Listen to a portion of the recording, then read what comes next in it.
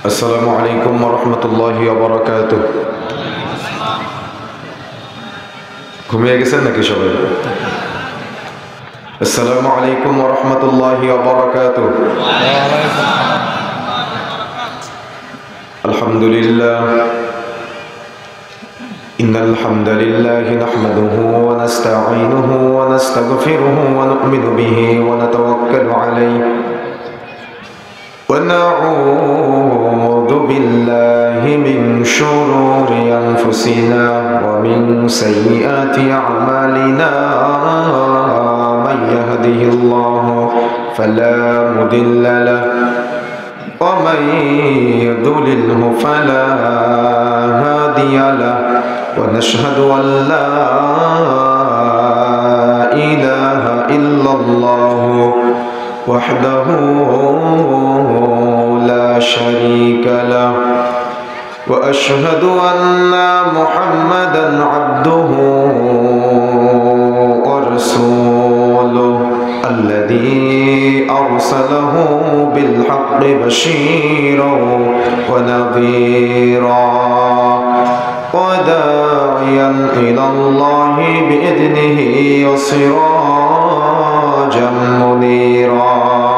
أما بعد فقد قال الله تعالى وتبارك في كلامه المجيد بعد أعوذ بالله من الشيطان الرجيم يا أيها الذين آمنوا قوا أنفسكم وأهليكم نارا إلى آخر الآية. وقال النبي الأمين رسول الله صلى الله عليه وسلم لا تزال طائفة من أمتي ظاهرين على الحق لا يضرهم من خذلهم حتى يأتي أمر الله وهم كذلك. قال رسول الله صلى الله عليه وسلم يا معشر الشباب من استطاع منكم. قال رسول الله صلى الله عليه وسلم لا نكاح إلا بولي. قال رسول الله صلى الله عليه وسلم الحياء لا يأتي إلا بخير إلى آخر الحديث. আলহামদুলিল্লাহ, যাবতীয় প্রশংসা যাবতীয় গুণগান একমাত্র কেবলমাত্র আল্লাহ সুবহানাহু ওয়া তাআলার দরবারে। যে আল্লাহ রাব্বুল আলামিনের অশেষ মেহেরবানিতে আমরা চমৎকার একটা আয়োজনে পবিত্র কোরআন ও সহিহ সুন্নাহর আলোকে আলোচনা করার এবং শ্রবণ করার সুযোগ এবং তৌফিক পেয়েছি। যে আল্লাহ সুবহানাহু ওয়া তাআলা আমাদের কবুল করেছেন, সেই মহান রবের দরবারে আমরা হৃদয়ের গভীরতম প্রদেশ থেকে অন্তরস্থল থেকে শুকরিয়া আদায় করে সকলে বলি আলহামদুলিল্লাহ। দরুদ ও সালাম বর্ষিত হোক আখিরি জামানার মানবতার মুক্তির দূত, মানবতার মুক্তির দিশারি, যার আদর্শকে বাস্তবায়নের জন্যই আজকে আমাদের এই সামান্য ক্ষুদ্র প্রচেষ্টা। নবীর প্রতি দরুদ বর্ষিত হোক, সকলে বলি সাল্লাল্লাহু আলাইহি ওয়াসাল্লাম। প্রিয় উপস্থিতি, আজকে সংক্ষিপ্ত সময়ের আলোচনার বিষয় বিবাহ। সুন্নাহ পদ্ধতির বিবাহ বনাম প্রচলিত বিবাহ। আমার আগে আলোচনা করেছেন আপনাদের এলাকার কৃতি সন্তান, হাজারো আলেমের উস্তাদ শেখ মুখলেসুর রহমান বিন আরশাদ মাদানী। পরে আলোচনা করবেন আমার আরো একজন প্রিয় উস্তাদ জি শেখ ডক্টর ইমামউদ্দিন বিন আব্দুল বাসির। তো তাদের মাঝেই সংক্ষিপ্ত সময়ে আমি সুন্নাহ পদ্ধতির বিবাহ বনাম প্রচলিত বিবাহ এই শিরোনামকে সামনে রেখে পবিত্র কোরআন ও সহিহ সুন্নাহর আলোকে কিছু কথা উপস্থাপন করার চেষ্টা করব ইনশাআল্লাহ। ওমা তৌফিকি ইল্লা বিল্লাহ। আমি বিষয়টি বেছে নেওয়ার কারণ, বিবাহকে মানুষ ইবাদত মনে করে না, বিবাহকে মানুষ সামাজিকতা মনে করে। পৃথিবীতে যত ইবাদত আছে, বিবাহ নামক ইবাদতটি সবচাইতে বেশি অবহেলিত একটি ইবাদত। এটা এমন একটা ইবাদত যে ইবাদতের সাথে সমাজের মানুষ শিরকের মিশ্রণ ঘটিয়েছে। এটা এমন একটা ইবাদত, নির্যাতিত ইবাদত, যে ইবাদতের সাথে সমাজের মানুষ বিদআতের সংমিশ্রণ ঘটিয়েছে। এটা বিবাহ এমন এক নির্যাতিত ইবাদত যে ইবাদতের সাথে সমাজের মানুষ কুসংস্কার ঢুকিয়েছে। অর্থাৎ এক কথায় বিবাহ নামক ইবাদতটা সবচাইতে বেশি অবহেলিত একটি ইবাদত, যেটাকে অধিকাংশ মানুষ সামাজিকতা মনে করে, ইবাদত মনে করে না। অথচ রাসূলুল্লাহ সাল্লাল্লাহু আলাইহি ওয়াসাল্লাম বলছেন, ইয়া মা'শারাশ শাবাব মান ইসতাতা'a মিনকুম, হে যুবক সম্প্রদায়, যাদের বিবাহ করার ক্ষমতা আছে তোমরা বিবাহ করো। যে ব্যাপার ইসলামের নির্দেশনা আছে সেটাকে আমরা হেলাই ফেলাই কাটিয়ে দিয়ে নিজেদের মতো করে বিবাহের সুন্নাহ পদ্ধতি পরিহার করে নিজেদের মনের মতো করে আমরা বিবাহর অনুষ্ঠানকে আজকে ঢেলে সাজানোর চেষ্টা করেছি। যার কারণেই তো বিবাহ নামক ইবাদতের মধ্যে আজকে গায়ে হলুদের নামে ছেলের বাড়ি থেকে মেয়ের বাড়িতে গিয়ে নোংরামি, আর মেয়ের বাড়ি থেকে ছেলের বাড়িতে গিয়ে নোংরামির অনুষ্ঠান করা হয়। বিবাহকে মানুষ ইবাদত মনে করে না বিধায় পুরা বিবাহ অনুষ্ঠানের 3 দিন আগে থেকে 3 দিন পর পর্যন্ত গান বাজনার আসরে পরিণত করা হয়। বিবাহকে মানুষ ইবাদত মনে করে না বিধায় পুরা বিবাহের অনুষ্ঠানের মধ্যে পুরাটাই সুন্নাহ পরিপন্থী কাজ করে শালি ভাবি মামাতো বোন খালাতো বোনের ফ্রি মিক্সিং এর একটা মহা উৎসব তৈরি করে ফেলেছে। আর আমাদের সমাজের কিছু নামধারী মুসলিমরা বলে একদিন পাপ করলে কি হয়, কি তাই না? আমরা বেদাতীদের থেকে সালাত ত্যাগ করে সহি পদ্ধতিতে সালাত আদায় করা শিখেছি। বেদাতীদের কাছ থেকে সাহারি এবং ইফতারের সময়কে আমরা পরিবর্তন করে সুন্নাহ পদ্ধতিতে সাহারি এবং ইফতার করার চেষ্টা করি। আমরা সমাজে অন্যান্য যতগুলো পথ এবং পদ্ধতি আছে সবগুলাতেই সুন্নাতের আবির্ভাব নিয়ে আসার চেষ্টা করেছি, সুন্নাতের আগমন ঘটানোর চেষ্টা করেছি, কিন্তু বিবাহ নামক ইবাদতটা এখনো পর্যন্ত জাহালতে পরিপূর্ণ। তার মানে এক শ্রেণীর মানুষ তো এটাকে একেবারে নাজায়েজ মনে করে নিয়েছে। যেমন আপনি যদি কুষ্টিয়ার লালন ফকিরের আখড়াতে যান তাহলে সেখানে দেখতে পাবেন মাজারে লাল শালু পরে, অর্থাৎ লাল কাপড় নিচে একটা উপরে একটা লাল কাপড় পরে তারা মাজারে মাজারে ঘুরে বেড়ায়। তাদের একটা চিন্তা জীবনে বিয়ে শাদী করার দরকার নেই, বিয়ে শাদী করলে এটা নাকি ফিতনা হয়। ওই যে শুনেছেন না রাসূলুল্লাহ সাল্লাল্লাহু আলাইহি ওয়াসাল্লামের আমল সম্পর্কে 3 জন এসে জানতে চাইলো। যখন রাসূলুল্লাহ সাল্লাল্লাহু আলাইহি ওয়াসাল্লামের আমল সম্পর্কে জেনে তারা চলে যাচ্ছে, যাওয়ার সময় তারা বলছে আল্লাহ রাসূল নবী হওয়া সত্ত্বেও, রাসূল হওয়া সত্ত্বেও, মাসুম হওয়া সত্ত্বেও এত এত এত বেশি আমল করে, আমরা তো কোনো আমলই করতে পারি না।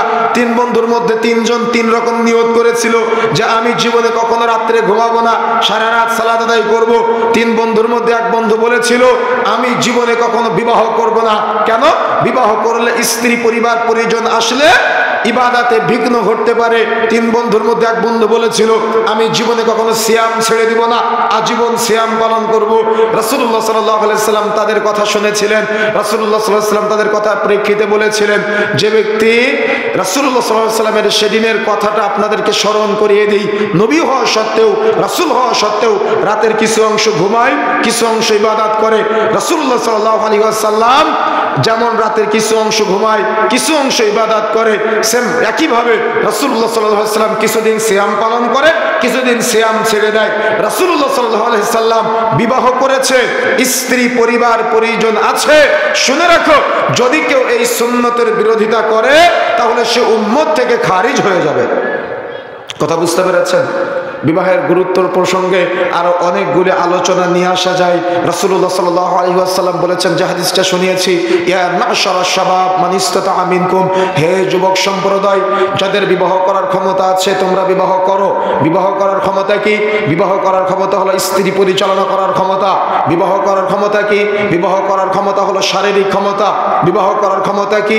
বিবাহ করার ক্ষমতা হলো স্ত্রীকে পর্দায় রাখার ক্ষমতা। বিবাহ করার ক্ষমতা কি? বিবাহ করার করার ক্ষমতা হলো আর্থিক ক্ষমতা।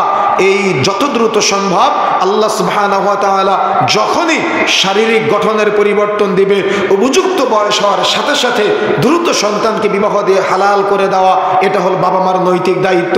লাজনার ফতোয়া অনুযায়ী যদি কোনো বাবা মা সন্তানের উপযুক্ত বিবাহের বয়স হওয়ার পরে বিবাহ না দেয়, গড়িমসি করে, বিবাহ বহির্ভূত সন্তান যত পাপ করবে প্রত্যেকটা পাপের একটা করে ভাগ বাবা মার আমলনামায় লিপিবদ্ধ হবে। সুতরাং যারা কন্যার পিতা আছেন, আপনার কন্যার বয়স 25, 30, 35 বছর পার হয়ে যায়, সে কিন্তু ফেরেশতা না, তার পাপ হবে, এটাই স্বাভাবিক। কিন্তু আপনি যে আপনার কন্যাটাকে বিবাহ দিচ্ছেন না, তার পাপ হবে, এটা স্বাভাবিক। তার পাপের দায়ভার আপনি বাবা হিসেবে, অভিভাবক হিসেবে আপনার নেওয়া লাগবে। আপনি ছেলের পিতা, ছেলের উপযুক্ত বয়স হয়েছে, সে হারাম জায়গায় চরিত্র নষ্ট করে, আপনি এটা বুঝেন, আপনি এটা জানেন, তারপরেও রিজিকের চিন্তায় আপনি আপনার সন্তানকে বিবাহ দিচ্ছেন না। সন্তান বিবাহ বহির্ভূত যত গোপন পাপ করে তার একটা করে পাপের ভাগ আপনার আমলনামায় লিপিবদ্ধ হবে। সুতরাং মনে রাখার চেষ্টা করতে হবে, সন্তানের উপযুক্ত বয়স হয়েছে, দ্রুত বিবাহ দিয়ে তাকে হালাল করে দেওয়া অভিভাবক হিসেবে এটা আপনার নৈতিক দায়িত্ব। এ দায়িত্বে অবহেলা করলে আপনার সন্তান চরিত্র অপাত্রে ব্যবহার করবে। বিবাহের আগে যখন সে তার চরিত্র অপাত্রে ব্যবহার করতে করতে তার ক্ষুধা নিবারণ হয়ে যাবে, তখন বিবাহের পরে সে স্বামী স্ত্রীর মাঝে হৃদয়ের প্রশান্তি আর পাবে না। তখন 3 মাস না যেতেই তালাক আর তালাক, যেটা সমাজে অহরহ দেখা যায়। কি অস্বীকার করতে পারবেন? 3 দিন না যেতে স্বামী স্ত্রীর মাঝে গন্ডগোল, 3 মাস না যেতে স্বামী স্ত্রীর মাঝে মিল মহাব্বত থাকে না। কেন? সে তার চরিত্র অপাত্রে ব্যবহার করে, সে তার সমস্ত চরিত্র অপাত্রে ব্যবহার করে দিয়েছে। স্বামী স্ত্রীর জন্য, স্ত্রী স্বামীর জন্য অবশিষ্ট কিছুই নাই, যা আছে পুরাটাই ফাঁকা। আর এই ফাঁকা অবশিষ্ট চরিত্র নিয়ে তারা যখন সংসার শুরু করে, তখন তো সেখানে আর বরকত থাকে না। এজন্যই 3 মাস না যেতেই বিবাহের মধ্যে গন্ডগোল, 3 মাস না যেতেই স্বামী স্ত্রীর মাঝে তালাক, বিবাহ বিচ্ছেদ অহরহ দেখা যাচ্ছে। এই জন্য সন্তানের উপযুক্ত বয়স হওয়ার সাথে সাথে ওলামায়ে কেরাম বলেছেন, লাজনার ফতোয়া অনুযায়ী দ্রুত বিবাহ দিয়ে তাকে আপনি হালাল করে দিবেন। কেন? আপনার সন্তান ফেরেশতা না যে তার গোপন পাপ হবে না। আমার কথা বুঝতে পেরেছেন? আপনার সন্তান ফেরেশতা না যে তার গোপন পাপ হবে না। আরে আপনার নানির বিবাহ হয়েছিল কত বছর বয়সে? আপনার দাদার বিবাহ হয়েছিল কত বছর বয়সে? তারা কি রিজিকের চিন্তা করেছিল? আপনার রিজিকের চিন্তা কেন নিজের উপরে নিলেন? আরে রিজিকের দায়িত্ব তো আল্লাহ নিজের কাছে রেখে দিয়েছেন, আপনি কেন আপনার কাছে টেনে নিয়ে আসলেন? আমার কথা বুঝেন নাই? রিজিকের দায়িত্ব কার হাতে? কথা বলতে হবে, কার হাতে? তো আপনি কেন আপনার উপরে টেনে নিয়ে সন্তানের রিজিকের চিন্তা করে চরিত্র ধ্বংস করে দিলেন? আমার কথা কি বুঝতে পেরেছেন? কেন আপনি সন্তানকে দ্রুত বিবাহ দিয়ে তাকে হালাল করে দিচ্ছেন না? এই জন্য আজকে দায়িত্বহীন ভাষায় বলে যেতে চাই, মাইকের আওয়াজ যত দূর যাচ্ছে, মেয়েটার উপযুক্ত বয়স হয়েছে, দ্রুত তাকে বিবাহ দিয়ে হালাল করে দিবেন। ছেলেটার উপযুক্ত বয়স হয়েছে, দ্রুত তাকে বিবাহ দিয়ে হালাল করে দিবেন। কেন? রিজিকের দায়িত্ব আল্লাহর হাতে। আর দ্রুত আপনার সন্তানের বিবাহ দিয়ে তার চরিত্রকে হালাল করে রাখা বাবা মা হিসেবে নৈতিক দায়িত্বটা আপনাকে পালন করতেই হবে এবং চেষ্টা আপনাকে অব্যাহত রাখতে হবে। এখন আসুন, দিন যায় রাত্রি যায়, দিন যায় রাত্রি যায়, যত সময় অতিক্রম হচ্ছে তত বিবাহের জন্য প্রস্তুতি আপনি গ্রহণ করতেছেন। আজকে বিবাহের জন্য ছেলে মেয়ে উভয়কে পছন্দ করে, উভয়কে পছন্দ করে তারা কোর্ট ম্যারেজ করে পালিয়ে বিবাহ করে নাই। মনে রাখার চেষ্টা করবেন, এগুলার বাহিরেও সুন্নাহ পদ্ধতিকে আমাদেরকে স্মরণে রাখার চেষ্টা করতে হবে। যে সুন্নাহ পদ্ধতি যদি আপনি অ্যাপ্লাই না করেন, তাহলে এখান থেকে 10 বছর পরে যখন আপনার ছেলে মেয়ে হবে, তাদের বয়স যখন 15-20 বছর হবে, তখন আপনার ছেলে আর আপনার মেয়ে ওই আরেকটা ছেলের সাথে আরেকটা মেয়ের সাথে পালিয়ে যাবে। তখন তারা চিন্তা করবে, আমার বাবা আমার মা তারা তো প্রেম করে বিবাহ করেছে, আমার বিবাহ করতে অসুবিধা কোথায়? আমার কথা বুঝেন নাই? তখন আপনার ছেলে মেয়ে চিন্তা করবে যে আমার বাবা মা তো প্রেম করে বিবাহ করেছে, পালিয়ে বিবাহ করেছে, আমার করতে অসুবিধা কোথায়? তখন তার চরিত্র আপনি ধ্বংস করে দিলেন। এই জন্য মনে রাখার চেষ্টা করতে হবে, সুন্নাহ পদ্ধতি ঢেলে সাজানোর চেষ্টা করতে হবে। বিবাহের সুন্নাহ পদ্ধতির ক্ষেত্রে সর্বপ্রথম মনে রাখতে হবে, ছেলে এবং মেয়ে দেখার পালা। ছেলে মেয়ে দেখার ক্ষেত্রে অবশ্যই যখন ছেলে পক্ষ মেয়ে পক্ষর খোঁজ খবর নিবে বা মেয়ে দেখার পর্ব প্রথমে চলে আসবে। তখন কয়েকটি নীতিমালা মনে রাখতে হবে। একটা মেয়েকে বিবাহের আগে তার চেহারার সৌন্দর্য, তার বংশমর্যাদা, তার অর্থ সম্পদ, আবার বলি চেহারার সৌন্দর্য, বংশমর্যাদা, অর্থ সম্পদ আপনি দেখবেন, তবে সবচাইতে বেশি গুরুত্ব দিবেন হলো দিনদারিতা। কেন? যেখানে দিন আছে সেখানে সফলতা আছে, যেখানে দিন নাই সেখানে সফলতা নাই। যেখানে দিন আছে পাশাপাশি চেহারার সৌন্দর্য আছে, পাশাপাশি বংশমর্যাদা আছে, পাশাপাশি অর্থ সম্পদ আছে, এটাকে বলা হয়েছে নূরুন আলা নূর। এটা হবে কল্যাণের উপরে কল্যাণ, এটা হবে ভালোর উপরে ভালো, এটা হবে সফলতার উপরে সফলতা। কিন্তু দিন নাই আছে সৌন্দর্য, আপনি সফলতা পাবেন না। দিন নাই আছে বংশমর্যাদা, আপনি সুখ খুঁজে পাবেন না। দিন নাই আছে অর্থ সম্পদ, আপনি আপনার পরিবারের তৃপ্তি খুঁজে পাবেন না।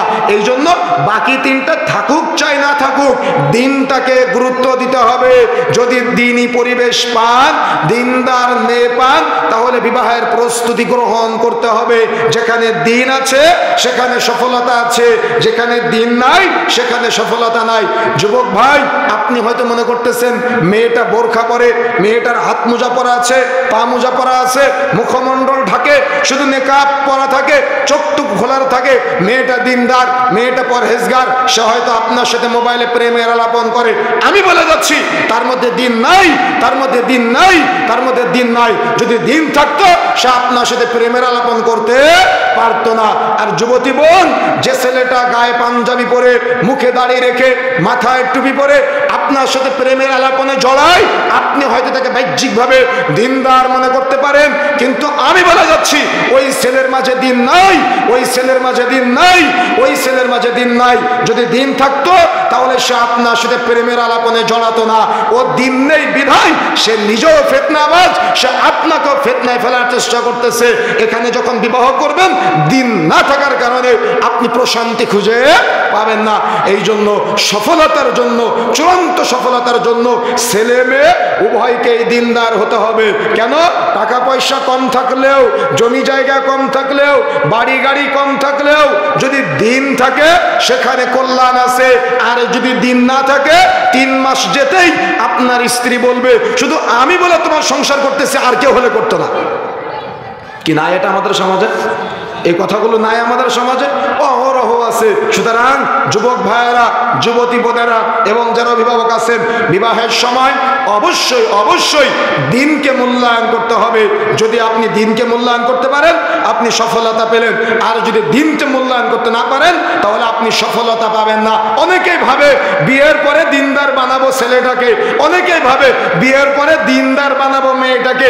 আরে এই চিন্তা করে নিজেই বেদিন হয়ে যায়। কথা বুঝেন নাই? এই চিন্তা করে আমাদের কাছে অহরহ অভিযোগ আছে, নিজেই বেদিন হয়ে যায়। সুতরাং বিবাহের সুন্নাহ পদ্ধতিকে গ্রহণ করার চেষ্টা করতে হবে।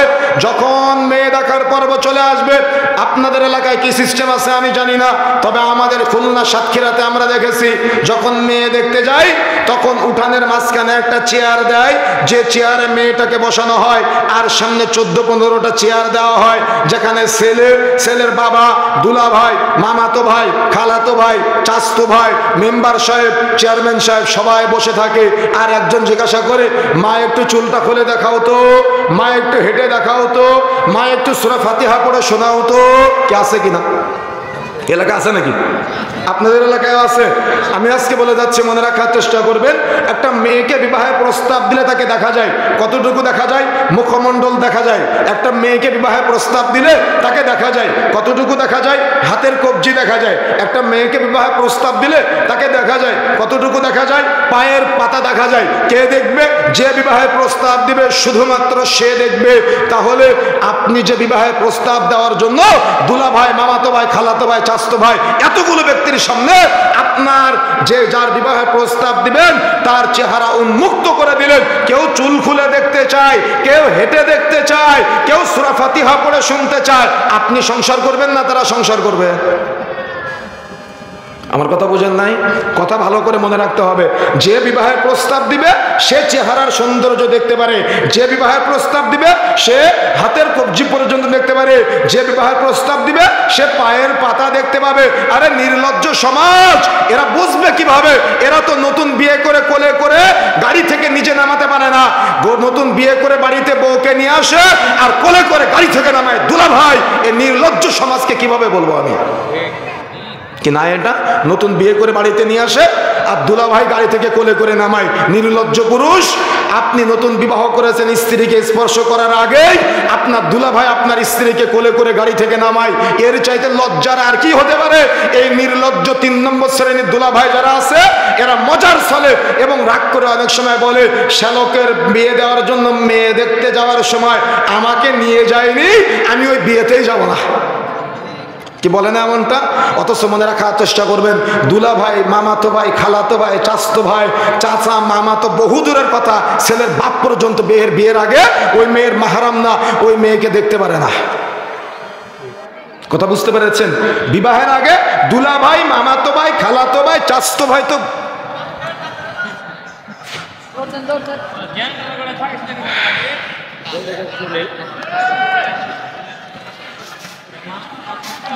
পানি আছে নাকি?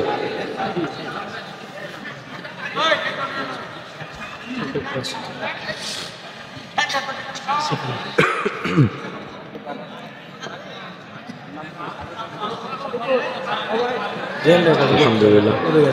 আরে ভাই,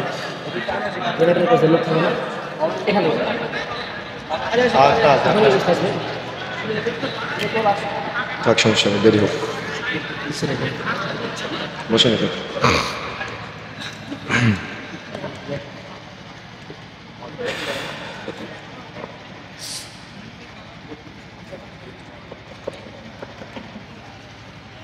প্রিয় বন্ধুরা আমার, যে কথা বলছিলাম, বিবাহের সময় মেয়ে দেখতে যাওয়ার সময় দুলা ভাই, মামাতো ভাই, খালাতো ভাই, চাচতো ভাই তো বহু দূরের কথা, ছেলের বাপ পর্যন্ত মেয়ে দেখার অনুমতি ইসলাম দেয় নাই। কেন? যে বিবাহের প্রস্তাব দিবে শুধুমাত্র সে মেয়েকে দেখবে, মেয়েকে পছন্দ করবে। যদি ছেলেটা মেয়েকে পছন্দ করে তাহলে ওই পরিবারের মেয়ে সদস্য যারা আছে, মহিলা সদস্য যারা আছে, তার মানে ছেলের মা, ছেলের খালা, ছেলের ফুফু, ছেলের বোন, একেবারে নিকটের মহিলা সদস্য যারা আছে, তারা মেয়েটার অন্যান্য বিষয়ে খোঁজ খবর নিবে। আর পুরুষ মানুষ যারা আছে, এরা অন্যান্য বিষয়ে আঞ্জাম দেওয়ার চেষ্টা করবে। এভাবেই সুন্নাহ পদ্ধতিতে মেয়ে দেখে ছেলে পছন্দ করবে এবং বিবাহের জন্য দিনদারিতা দেখে প্রস্তুতি গ্রহণ করবে। ছেলে একা মেয়ে দেখবে কেন? বিবাহের প্রস্তাব দিবে কে? ছেলে। সংসার কে করবে? ছেলে। ওই মেয়ের বিবাহের পরে তার সৌন্দর্য উপভোগ করতে পারবে কে? শুধুমাত্র তার স্বামী, পৃথিবীর আর কেউ না। কথা বুঝতে পেরেছেন? একটা নারীর সৌন্দর্য উপভোগ করতে পারে শুধুমাত্র, কেবলমাত্র, একমাত্র তার স্বামী, পৃথিবীর আর কেউ না। সুতরাং তার যে বিবাহের প্রস্তাব দিবে শুধুমাত্র ছেলেটা মেয়েটাকে দেখবে। এখন আসুন, মেয়ের দিনদারিতা দেখার পাশাপাশি অবশ্যই মেয়ের বাবা যিনি আছে তিনি কয়েকটা নীতিমালা ফলো করবে। তার মধ্যে 1 নম্বর নীতিমালা হলো, যে ছেলের কাছে আপনার মেয়েকে বিবাহ দিবেন ওই ছেলেটা হালাল ইনকাম করে কিনা। কয় টাকা ইনকাম করলো এটা দেখার বিষয় না, মূলত ছেলেটা হালাল ইনকাম করে কিনা, আপনার মেয়েকে হালাল খাবার খাওয়াতে পারবে কিনা, এটা আপনি প্রথমে দেখার চেষ্টা করবেন। 2 নম্বরে আপনাকে দেখতে হবে ছেলেটা সুন্নতের পাবন্দি কিনা, সে কতটুকু সুন্নাত মানার চেষ্টা করে। তার মানে ছেলেটা যদি রাসূলকে ভালোবাসে, আপনার মেয়েকেও ভালোবাসবে। আর রাসূলকে যদি ভালো না বাসে, আপনার মেয়েকেও সে কখনো ভালোবাসবে না। সুতরাং ছেলেটা সুন্নতের পাবন্দি কিনা সেটা আপনাকে দেখতে হবে। 3 নম্বরে অবশ্যই দেখতে হবে যে ছেলের সাথে আপনার মেয়েটাকে বিবাহ দিবেন, আপনার মেয়েটা ছেলের বাড়িতে গিয়ে 100% পর্দা করতে পারবে কিনা, নাকি আপনার মেয়েকে পুকুরে গোসল করে হাঁটতে হাঁটতে বাড়িতে আসতে হবে। কথা বুঝেন নাই কি? গ্রামাঞ্চলে না এমনটা? পুকুরে গোসল করে রাস্তার মানুষের সামনে হাঁটতে হাঁটতে, নির্লজ্জের মতো হাঁটতে হাঁটতে বাড়িতে আসে। এই জন্য মেয়ের বাবারা বিবাহের আগেই চিন্তা করবেন যে আপনার মেয়েকে যে ছেলের সাথে বিবাহ দিবেন ওই ছেলের বাড়িতে আপনার মেয়েটা পর্দায় থাকতে পারবে কিনা। অনেক দিনী বোন আছে যারা ইসলামের সঠিক বুঝ পাওয়ার পরে অনেক সময় ফোন দিয়ে কান্নাকাটি করে যে শেখ যখন দিন বুঝলাম, দিন জানলাম, দিন মানলাম, তারপরেও আমার স্বামী জোর করে দুলা ভাইয়ের কাছে খোঁজ গল্প করার জন্য পাঠায়। আমার শাশুড়ি দুলা ভাইয়ের সামনে বসে গল্প না করলে স্বামীর কাছে অভিযোগ করে। এরকম কোনো সুযোগ চলবে না। বরং আপনার মেয়েকে বিবাহ দেওয়ার সময় দেখবেন যে ছেলের কাছে আপনার মেয়েকে বিবাহ দিচ্ছেন ওই ছেলেটা পুরুষ হিসেবে কতটা কন্ট্রোল করতে পারে। অর্থাৎ পুরুষ হিসেবে আপনার মেয়েকে কতটুকু দিন পালনে সহযোগিতা করতে পারে। যে বাড়িতে আপনার মেয়েকে পাঠাবেন ওই বাড়িতে গিয়ে আপনার মেয়েটা কতটুকু দিন পালন করতে পারবে, শরীয়ত পালন করতে পারবে, ইসলামের চর্চা করতে পারবে, এটা অবশ্যই অবশ্যই আপনাকে দেখতে হবে। তা না হলে আপনার মেয়েকে আপনি কষ্টে ফেলে দিবেন। সুতরাং ছেলেও দেখা হলো দিনদার হিসেবে, মেয়েও দেখা হলো দিনদার হিসেবে। দিনদার ছেলে, দিনদার মেয়ে উভয়ে যখন নির্বাচিত হলো তখন বিবাহের প্রস্তুতি শুরু হলো। বিবাহের প্রস্তুতি যখন শুরু হয় তখন সমাজে প্রচলিত আছে ছেলের বাড়ি থেকে মেয়ের বাড়িতে গিয়ে দিন তারিখ নির্ধারণ করা এবং মোহর নির্ধারণ করা, কাবিন নির্ধারণ করা। কি আছে কিনা? কে আছে না এমনটা? যখন ছেলে মেয়ে পছন্দ হয় তখন মোহর এবং কাবিন নির্ধারণ করার জন্য একটা দিন ফিক্সড করা হয়। ছেলের পরিবারের বাপ চাচা দাদা নানা, মেয়ের পরিবারের বাপ চাচা দাদা নানা সবাই একসাথে বসে ছেলের উপরে একটা মোহর আর কাবিনের ভার চাপায় দেয়। কি আছে না? এখন আপনাদের কাছে আমি একটা প্রশ্ন করি, বলেন তো মোহর আর কাবিন এক না আলাদা? উত্তর দেন। মোহর আর কাবিন এক না আলাদা? হ্যাঁ, আচ্ছা। অনেকের মনে প্রশ্ন হলো আলাদা, আবার অনেকের মনে জানার আগ্রহ হলো একই জিনিস। এখন এক্ষেত্রে কথা হলো যে মোহরটা হলো বৈধ, মোহরটা হলো হালাল, আর কাবিনটা হলো দেশীয় কাবিন নামায় লেখার একটা পদ্ধতি। কিন্তু বর্তমানে ভুল যেটা করা হচ্ছে, আমাদের গবেষণায় যেটা পেয়েছি, মোহরকে করা হয় 10,000 টাকা আর কাবিন করা হয় 10 লাখ টাকা। আমার কথা কি বুঝতে পেরেছেন? মোহর করা হয় 10,000 টাকা আর কাবিন করা হয় 10 লাখ টাকা। এক্ষেত্রে সিস্টেমটা কি? মোহর 10,000 টাকা পরিশোধ করে দেয় আর কাবিন 10 লাখ টাকা করে, এই জন্য যাতে করে আমার মেয়েটাকে তালাক দিতে না পারে। কি আমি ভুল কিছু বলেছি? এটা কি টেকনিক না? তাহলে সুন্নাহ পদ্ধতির ইবাদতের মধ্যে আপনি এই টেকনিক কোথা থেকে নিয়ে আসলেন? টাকা কি কখনো বিবাহ টিকাতে পারে? টাকা কখনো বিবাহ টিকাতে পারে? সম্পদ কখনো বিবাহ টিকাতে পারে? মনে রাখার চেষ্টা করবেন, লাজনার ফতোয়া অনুযায়ী মোহর আর কাবিন আলাদা করে বিবাহের মধ্যে যদি আপনি মোহরকে 10,000 টাকা করেন আর ও যাতে করে তালাক দিতে না পারে এই জন্য কাবিনকে আপনি আলাদা হিসেবে তৈরি করেন, ওলামা একরাম এটাকে নাজায়েজ বলেছে। তার মানে যদি আপনি মনে করেন মোহর আর কাবিন একই জিনিস, 1 লাখ টাকা মোহর, 10,000 টাকা নগদ, 90,000 টাকা বাকি, তাহলে ঠিক আছে পরবর্তীতে পরিশোধ করবে। কিন্তু যদি ভাবে 10 লাখ টাকা বিবাহ টিকানোর জন্য, তাহলে ওলামা একরাম বলেছেন এটা নিষিদ্ধ, এটা চলবে না। কোন কোন পর্যায়ে নিয়তের সাথে এটা হারামের পর্যায়ে পড়ে যেতে পারে। সুতরাং সতর্ক হতে হবে। আপনার দাদার বিয়ে হয়েছিল 500 টাকা মোহরে, আপনার নানার বিবাহ হয়েছিল 50 টাকা মোহরে, কিন্তু তাদের পরিবারে যে সুখ ছিল, তাদের পরিবারে যে শান্তি ছিল, আপনার 10 লাখ টাকা মোহরের বিনিময়ে পরিবারে সেই সুখ নেই, সেই শান্তি নেই। কেন? দিনকে প্রায়োরিটি দেন নাই, তাই দিনকে যাচাই বাছাই করার চেষ্টা করেন নাই, সেই জন্য। সুতরাং মাইকের আওয়াজ যতদূর পর্যন্ত যাচ্ছে, মোহর নির্ধারণ করার ইসলামী শরীয়তে একটা সুন্নাহ পদ্ধতি আছে। সেটা হলো মোহর নির্ধারণ করার সুন্নাহ পদ্ধতি হলো ছেলে যে মোহর দিবে আর মেয়ের বাবা যে মেয়ের ওলি, এরা দুইজন একসাথে কথা বলবে। মেয়ের ওলি যিনি আছে তিনি ছেলের কাছে প্রস্তাব রাখতে পারে, আমার মেয়েকে তো তোমার সাথে বিবাহ দিচ্ছি, তুমি হালাল ইনকাম থেকে কত টাকা মোহর দিতে পারবা? তখন ছেলে যদি বলে আমি 50,000 টাকা দিতে পারবো, যদি আপনার সামর্থ্য থাকে বিয়ে দেন, সামর্থ্য না থাকলে ওই বিবাহ টিকানোর জন্য 5 লাখ টাকা কাবিন করে বিয়ে দিয়েন না। কথা বুঝতে পেরেছেন? কেন? ওই টাকা কখনো বিবাহ টিকাতে পারে না, ওই টাকা কখনো সুখ নিয়ে আসতে পারে না, ওই টাকা কখনো শান্তি নিয়ে আসতে পারে না। বরং আমরা দেখেছি যার বিবাহে যত বড় কাবিন তার পরিবারে তত বেশি সমস্যা। বাস্তব অভিজ্ঞতা বললাম। সুতরাং প্রিয় বন্ধুরা আমার, মোহরকে সহজ করে বিবাহকে সহজ করে দিবেন, মোহরকে সহজ করে বিবাহকে সহজ করে দিবেন, মোহরকে সহজ করে সুন্নাহ পদ্ধতির বিবাহকে সমাজে প্রচলন ঘটানোর চেষ্টা করবেন। এই জন্য মেয়ের বাবা যারা আছেন নমনীয় হতে হবে, ছেলের অভিভাবক যারা আছেন নমনীয় হতে হবে। মোহরের কথা বলার সাথে সাথে চট করে আপনাদের উত্তরবঙ্গে আর একটা কথা হয় যে মোহর তো ঠিক হলো, এখন ছেলেকে আপনারা কি দিবেন? কি কথা আছে না? নির্লজ্জ কিছু মহিলা আছে গ্রামগঞ্জে, ওই যে মেয়েটা বড় ছেলের বিয়ে হয়েছে, বড় ছেলের বাবার শ্বশুর বাড়ি থেকে মোটর সাইকেল দিয়েছে, মেজো ছেলের বিবাহ হয়েছে, মেজো ছেলের বৌমা তার মানে যার সাথে বিবাহ হয়েছে মেয়েটা বাপের বাড়ি থেকে খাট পালঙ্ক নিয়ে এসেছে। ছোট ছেলের বউটার বাবা একটু গরিব, কিচ্ছু নিয়ে আসতে পারে না। ঘর ঝাড়ু দিবে কে? ছোট ছেলের বউ। ঘর লেপবে কে? ছোট ছেলের বউ। বাসন কোসন মাজবে কে? ছোট ছেলের বউ। রান্না বান্না কে করবে? ছোট ছেলের বউ। তার মানে ওর বাবা যে গরিব। আমার কথা বুঝতে পেরেছেন? এরকম বহু পাষাণ হৃদয়ের অধিকারী শ্বশুর শাশুড়ি আছে যারা এদের উপরে নির্যাতন করে আর বারবার বলে যে গ্রাম্য কিছু মহিলাও আছে, কিছু পুরুষও আছে যারা পাশের বাড়ি থেকে এসে ওই কানে কানে কথাবার্তা বলে বা লাগায়। সেটা হলো যে তোমার বাবা তো কিছুই দিতে পারলো না। তার মানে নির্লজ্জের মতো জিজ্ঞাসা করে, আরে যুবক ভাই, 20 বছর 18 বছর 25 বছর পর্যন্ত একটা মেয়েকে আদর যত্ন সোহাগ করে গড়ে তুলে আপনার আরাম আয়েশ তৃপ্তি প্রশান্তির জন্য আপনার কাছে তার বাবা পাঠালো, আর আপনি তার বাবার কাছে কি আশা করতেছেন?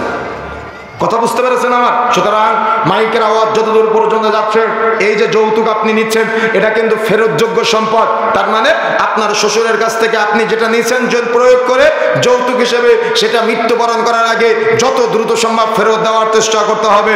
এটা আপনাকে ফেরত দিতে হবে। কেন? যৌতুক হারাম।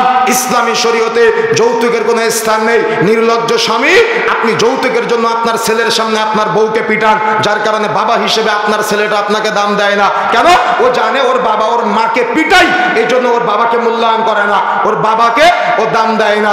এই জন্য কখনো যৌতুকের জন্য স্ত্রীর উপরে নির্যাতন করবেন না, জুলুম করার চেষ্টা করবেন না, এটা কিন্তু ইসলামে হারাম। সুতরাং বিবাহ বৈঠকে যে যৌতুকের আলোচনা হয় এটা টোটাল কাট করতে হবে, এটা টোটাল বয়কট করতে হবে। কোন প্রকার বিবাহের অনুষ্ঠানে যৌতুকের আলোচনা চলবে না। এটা মনেও চিন্তা করবেন না, কোনো সময় অন্তরেও পরিকল্পনা করবেন না। এই ছোট লোকই চিন্তা অন্তরে কোনো সময় নিয়ে আসার চেষ্টা করবেন না, বরং মোহর দিয়ে স্ত্রীকে নিয়ে আসার চেষ্টা করবেন। যৌতুকের চিন্তা টোটালি ব্রেন থেকে ছুঁড়ে ফেলে দেওয়ার চেষ্টা করতে হবে। এখন আসুন, সুন্দর করে মোহর সুন্নাহ পদ্ধতিতে নির্ধারিত হলো। মোহর সুন্নাহ পদ্ধতিতে নির্ধারিত হওয়ার পরে যৌতুক প্রথা বর্জন করা হলো। এবার বিবাহের দিন তারিখ নির্ধারণ করার পালা। যেদিন বিবাহের দিন তারিখ নির্ধারণ করা হয়েছে তার 3 দিন আগে থেকে 3 দিন পর পর্যন্ত ওই এলাকার মানুষ আর ঘুমাতে পারে না। কেন ঘুমাতে পারে না? ডুমডুম আওয়াজের ঠেলায়। তার মানে বিবাহ এতটাই নির্যাতিত ইবাদত, এই ইবাদতের মধ্যে বক্স ভাড়া করে গান বাজনা বাজানো হয়। কে অস্বীকার করতে পারবেন? অস্বীকার করতে পারবেন? পৃথিবীতে কোন ইবাদত আছে যে ইবাদতে মুসলমানরা গান বাজনা বাজায়? আরে মাজার পূজারীর কথা বাদ দেন, তারা লাশ কবরে রাখার সময়ও গান বাজনা বাজাতে বাজাতে লাশ কবরে নামায়, তাদের কথা বাদ দেন। আপনি তো আহলে হাদিস ঘরের সন্তান, আপনি তো সালাফি, আরে আপনি তো প্রকৃত মুহাম্মাদি, আপনি আহলে হাদিস হয়ে আপনার বাড়িতে গান বাজনা বাজে কিভাবে? আর যারা ইমাম সাহেব আছেন, আপনি যে বাড়িতে গান বাজনা বাজে কোন লজ্জায় 500 টাকার জন্য ওই বিয়ে পড়াতে যান? কথা বুঝেন নাই? 500 টাকার জন্য কোন লজ্জায় আপনি বিয়ে পড়াতে যান, যেখানে বিবাহ নামক ইবাদতকে গান বাজনার মাধ্যমে একেবারে নস্যাৎ করে দেওয়া হয়েছে। সুতরাং কোন ইমাম সাহেব যাদের কানে কথাগুলো পৌঁছাচ্ছে 500 টাকা 1000 টাকার লোভে এরকম গান বাজনার অনুষ্ঠানে নির্লজ্জের মতো বিবাহ পড়াতে গিয়ে ইসলামকে ধ্বংস করার চেষ্টা করবেন না। দেখা যাক ও কার কাছ থেকে বিবাহ পড়ে, ওই গায়ক গায়িকাকে ধরে নিয়ে আসুক তাদের কাছে বিবাহ পড়ানোর জন্য। সুতরাং সতর্ক হতে হবে। কোন বিবাহে গান বাজনা চলবে না। বিবাহের 3 দিন আগে থেকে 3 দিন পর পর্যন্ত সমাজে যে গান বাজনা চলে, এই গান বাজনা হারাম। ডুমডুম আওয়াজের ঠেলায় এলাকার মানুষ ঘুমাতে পারে না, এলাকার মানুষ ইবাদত বন্দেগী করতে পারে না, এটা হারাম। এটা বিবাহ নামক ইবাদতের মধ্যে চলবে না। বিবাহের আগের দিন ছেলের বাড়ি থেকে মেয়ের বাড়িতে চলে যায় গান বাজনা বাজাতে বাজাতে গায়ে হলুদের জন্য। আবার মেয়ের বাড়ি থেকে একদল মেয়ের খালাতো বোন, চাচতো বোন, মামাতো বোন সবাই চলে আসে ছেলের গায়ে হলুদ দেওয়ার জন্য। তার মানে পুরাটাই জাহেলিয়াতের পন্থা সমাজে চলতেছে। জানি না আপনাদের গ্রাম অঞ্চলে কি সিস্টেম আছে, কিন্তু শহর অঞ্চলে কমিউনিটি সেন্টার ভাড়া করে ছেলে পক্ষ আর মেয়ে পক্ষ গায়ে হলুদের নাচানাচি করে। এটা নিঃসন্দেহে হারাম। মেয়ের গায়ে হলুদ দিতে পারে, কে দিবে? মেয়ে একা মেয়ের গায়ে হলুদ দিতে পারে, মেয়ের গায়ে হলুদ দিতে পারে, কে দিবে? মেয়ের মা মেয়ের গায়ে হলুদ লাগাবে মুখে, হাতে আর পায়ে। মেয়ের গায়ে মেয়ের বোন হলুদ লাগাতে পারে, কোন পুরুষ সদস্য মেয়ের গায়ে হলুদ দিতে পারে না। ছেলের গায়ে হলুদ দেওয়া যেতে পারে। ছেলের মুখে কে হলুদ দিবে? ছেলে নিজে দিবে। ছেলের হাতে হলুদ মাখতে পারে, ছেলের বাবা দিবে, ছেলের ভাই মুখে লাগিয়ে দিতে পারে। ওই খালাতো বোন, মামাতো বোন, চাচতো বোন এসে হলুদ সন্ধ্যার আয়োজন করবে আর ঢলাঢলি করবে, মাখামাখি করবে। কে কার শরীরে কোথায় হাত দেয় কোনো প্রকার কোনো চিন্তা ভাবনা নাই। আর সমাজে প্রচলিত মহিলাদের কিছু গীত আছে, যে গীতগুলা গায় আর নির্লজ্জের মতো নাচানাচি করে, কাদা মাখামাখি করে, গোসলের আয়োজন করে। কে কার গোসল দেয়? ও নির্লজ্জ পুরুষ, ও একা একা গোসল করতে পারে না, ওর গোসল দেয় ওর ভাবিরা, ওর গোসল দেয় ওর খালাতো বোন। ও নির্লজ্জ মেয়ে, ও গোসল একা একা করতে পারে না, ওর গোসল দেয় কে? ওর গোসল দেয় দুলা ভাই, ওর গোসল দেয় খালাতো ভাই, ওর গোসল দেয় মামাতো ভাই। এই নির্লজ্জ সমাজে সুন্নাহ পদ্ধতির বিবাহকে ফেরানোর জন্য বিবাহের এই যে প্রচলিত গায়ে হলুদের নামে নোংরামি চলে। ছেলের বাড়ি থেকে একদল ছেলে গিয়ে মেয়ের গায়ে হলুদ লাগানো, আর মেয়ের বাড়ি থেকে একদল মেয়ে এসে ছেলের গায়ে হলুদ লাগানো, এই নির্লজ্জপনা, এই বেহায়াপনা সমাজ থেকে উঠাতে হবে। পারবেন ইনশাআল্লাহ? কথা বলেন, পারবেন ইনশাআল্লাহ? চেষ্টা করতে হবে আমাদের। তার মানে সমাজে প্রচলিত বিবাহে 3 দিন আগে থেকে 3 দিন পর পর্যন্ত গান বাজনা, অশ্লীলতা এবং বিশেষ করে বিভিন্ন রকম যে আয়োজনগুলো করা হয় সুন্নাহ পরিপন্থী, এগুলো সব বর্জন করতে হবে। এবং বর্জন করাটাই নৈতিক দায়িত্ব, বর্জন করাটাই মুসলিমের দায়িত্ব, বর্জন করাটাই আপনার ইমানের দায়িত্ব। আপনি 5 ওয়াক্ত সালাত আদায় করেন, আপনি কোনোদিনে কথা বলতে পারেন না যে একদিন লাগালে কি হয়, একদিন পাপ করলে কি হয়। এ কথা বলা মানে কি জানেন? পাপকে ঘৃণা না করা। কথা বুঝতে পেরেছেন? পাপকে ঘৃণা না করা। আপনি মুরব্বী 5 ওয়াক্ত সালাত আদায় করেন, আপনার চোখের সামনে আপনার বাড়িতে রং মাখামাখি করবে, গোবর মাখামাখি করবে, কাদা মাখামাখি করবে, আপনি মেনে নেবেন? এটা মেনে নেওয়ার চেয়ে কবরে যাওয়া ভালো। কথা বুঝেন নাই? সুতরাং সতর্ক হতে হবে, সাবধান হতে হবে। পুরা বিবাহ নামক ইবাদতটা একেবারে জাহালতের অতল গহ্বরে নিমজ্জিত করেছে আজকে আমাদের সমাজের কিছু মানুষ। এরপরে আসেন, বিবাহের দিন যখন চলে আসে তখন বিবাহের সময় ছেলের বাড়ি থেকে ওই মেয়ের বাবার উপরে প্রেশার ক্রিয়েট করা হয়, আমার 200 জন নেওয়া লাগবে। আরে আপনি 200 জন কেন, 500 জনকে খাওয়ান, ইসলাম নিষেধ করে নাই। কিন্তু সেটা আপনার বাড়িতে অলিমার দিন খাওয়ান, মেয়ের বাবার বিবাহে কোনো খরচ নেই। মেয়ের বাবা যদি চায় তাহলে আপনার আদর যত্ন আপ্যায়ন করতে পারে, কিন্তু আপনি চাপ প্রয়োগ করতে পারেন না। কথা বুঝতে পেরেছেন? যদি খাওয়াতে মন চায় গোটা নওগাঁ জেলার মানুষকে খাওয়ান, আপনার বাড়িতে অলিমার দিন খাওয়ান। কথা বুঝতে পেরেছেন? আপনার বাড়িতে যদি অলিমা হবে সেই দিন আপনি খাওয়ান। মেয়ের বাবার উপরে প্রেশার ক্রিয়েট করে নারী পুরুষ বিউটি পার্লার থেকে সাজুগুজু করে এসে ঢ্যাং ঢ্যাং করতে করতে ওই বিবাহ অনুষ্ঠানে গিয়ে পুরুষকে আকৃষ্ট করবে এবং নিজেরা যৌনাচারে লিপ্ত হবে। সুন্দর করে গেট যখন ধরে আবার গান গায়, টাকা না দেওয়া পর্যন্ত একজন আর একজনের দিকে স্প্রে মারে। কত রকম বিয়াই বিন নামে কত রকম অবসংস্কৃতি সমাজে প্রচলিত আছে। পুরা বিবাহ নামক ইবাদতে এভাবে জাহালতের স্থান দিয়েছে আজকে নামধারী কিছু মুসলমানরা। আর এগুলা নিয়ে কিছু বলতে গেলে আজকে আমাদের সমাজের কিছু মানুষ আছে বলে এগুলো তো সামাজিকতা। আরে সামাজিকতা না, এটা একটা ইবাদত। কথা বুঝেন নাই? এটা সামাজিকতা না, এটা ইবাদত। সুতরাং ইবাদত হতে হবে সুন্নাহ পদ্ধতিতে, আপনার পদ্ধতিতে না।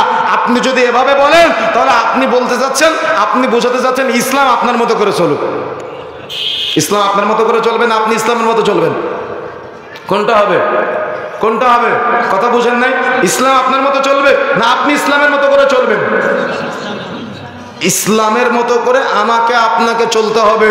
সুতরাং আপনার ওই বিবাহেতে মেয়েরাও আসতে পারে, পর্দা করে আসতে হবে, মেয়েরা আসবে। স্বামী স্ত্রী দুইজন এসেছে, দুইজনের এই দাওয়াত, দুইটা প্যান্ডেল থাকবে, একটা ছেলেদের প্যান্ডেল খাওয়া দাওয়ার, আর একটা মেয়েদের প্যান্ডেল খাওয়া দাওয়ার।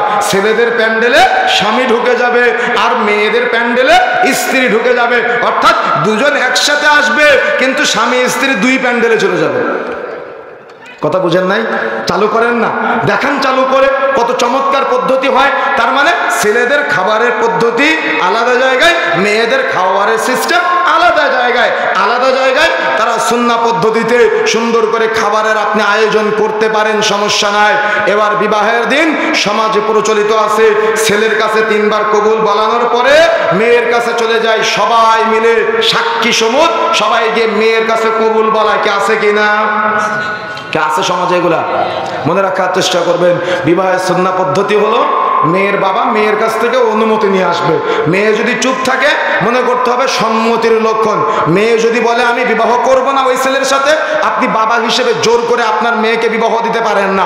মেয়ে যদি বিবাহ করবে না বলে কান্নাকাটি করে, আপনি জোর করে আপনার মেয়েকে বিবাহ দিতে পারবেন না। ইসলাম নারীকে এই মর্যাদাটুকু দিয়েছে, এই মর্যাদা আপনি বাবা হিসেবে দেওয়ার চেষ্টা করবেন আপনার মেয়েকে। সুতরাং মেয়ের কাছ থেকে অনুমতি নিয়ে বিবাহ বৈঠকে সুন্নাহ পদ্ধতির খুতবার পরে আপনি বাবা হিসেবে মেয়ের কাছ থেকে যে অনুমতি নিয়ে আসলেন, এই অনুমতির প্রেক্ষিতে আপনি ছেলের হাতে আপনার মেয়েকে তুলে দিবেন। কিভাবে?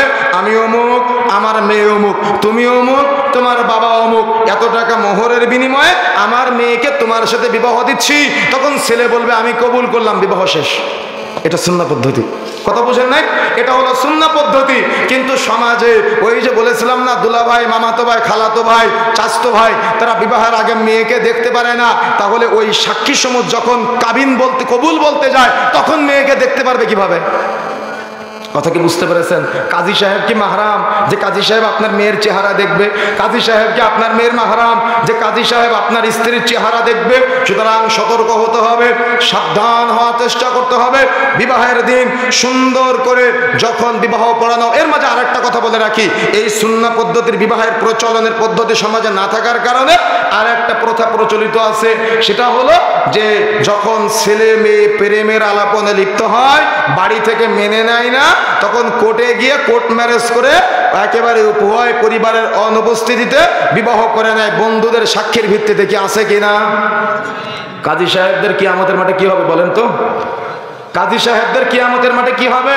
রাসূলুল্লাহ সাল্লাল্লাহু আলাইহি ওয়াসাল্লাম বলছেন, রাসূলুল্লাহ সাল্লাল্লাহু আলাইহি ওয়াসাল্লাম বলছেন, লা নিকাহা ইল্লা বিওয়ালি, যে বিবাহে ওলি নেই সেই বিবাহ বাতিল। ফানিকাহু বাতিল, ফানিকাহু বাতিল, ফানিকাহু বাতিল। সুতরাং যে বিবাহে ওলি নেই সেই বিবাহ বাতিল। তার মানে যারা প্রেম করে পালিয়ে কোর্টে গিয়ে কোর্ট ম্যারেজ করে বিবাহ করেছিলেন, যেখানে মেয়ের ওলি উপস্থিত ছিল না, ওই বিবাহ বাতিল, ওই বিবাহ বাতিল, ওই বিবাহ বাতিল। সুতরাং আপনি যে সংসার করতেছেন, জেনার গুনাহ হচ্ছে।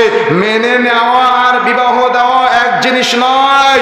সুতরাং সুন্নাহ পদ্ধতিতে মেয়ের বাবা মেয়েকে ছেলের হাতে সাক্ষীদের সামনে বিবাহের সুন্নাহ পদ্ধতির খুতবার পরে উঠিয়ে দিবে। এটা চমৎকার একটা পদ্ধতি।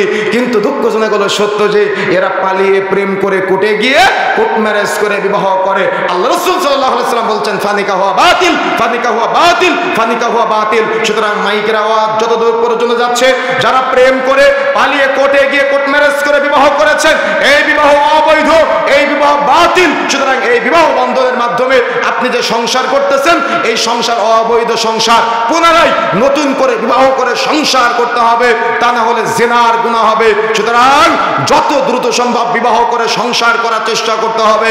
এরপরে আসুন, আপনি সুন্দর করে বিবাহ করলেন, বিবাহ করে আপনি চমৎকার ভাবে খাওয়া দাওয়া করতে বসলেন। এখন খাওয়া দাওয়ার সময় হাত ধোয়ানোর তো কেউ নাই, ছেলের হাত ধোয়াবে কে? একদল ছেলের সাথে একদল মেয়ে আসে দুলা ভাইয়ের হাত ধোয়ানোর জন্য। কে আছে কিনা? তার মানে শালীরা এসেছে দুলা ভাইয়ের হাত দোয়ানোর জন্য। আরে ভাই, নতুন বিবাহ করলেন আপনি, আপনার স্ত্রীকে এখন স্পর্শ করতে পারলেন না, এর আগেই আপনার শালীরা আপনার হাত স্পর্শ করলো, এটা কেমন হয়ে গেল না? সুতরাং সতর্ক হতে হবে, সাবধান হতে হবে। বিবাহ কেন্দ্রিক এরকম বহু জাহালত প্রচলিত আছে, বিবাহ কেন্দ্রিক এরকম বহু সমস্যা, শিরিক বিদআত মিশ্রিত বহু কার্যকলাপ সমাজে প্রচলিত আছে। সুতরাং আমাদের সতর্ক থাকতে হবে, সুন্নাহ পদ্ধতির বিবাহ সমাজে প্রচলন ঘটাতে হবে। পারবেন ইনশাআল্লাহ? পারবেন ইনশাআল্লাহ? চেষ্টা করতে হবে। উস্তাদ চলে এসেছেন, আলোচনার সামনে নিয়ে যেতে চাচ্ছি না, পরবর্তীতে আল্লাহ সুযোগ দিলে পরবর্তী আলোচনা উপস্থাপন করার চেষ্টা করব ইনশাআল্লাহ। ওমা তাওফীক ইল্লা বিল্লাহ। সংক্ষিপ্ত সময়ে আমরা যে কথাগুলো বলেছি, আমি সহ আমাদের সবাইকে আল্লাহ রাব্বুল আলামিন আমলে বাস্তবায়ন করার তৌফিক দান করুন, বলেন আমিন। এই আশা, এই দাবি, এই দাওয়া ব্যক্ত রেখে সংক্ষিপ্ত সময়ের আলোচনা আমরা এখানে সমাপ্ত করছি। সুবহানাকাল্লাহুম্মা ওয়া বিহামদিক, আশহাদু আল্লা ইলাহা ইল্লা আনতা আস্তাগফিরুকা ওয়া আতুবু ইলাইক। আসসালামু আলাইকুম ওয়া রাহমাতুল্লাহি ওয়া বারাকাতুহু।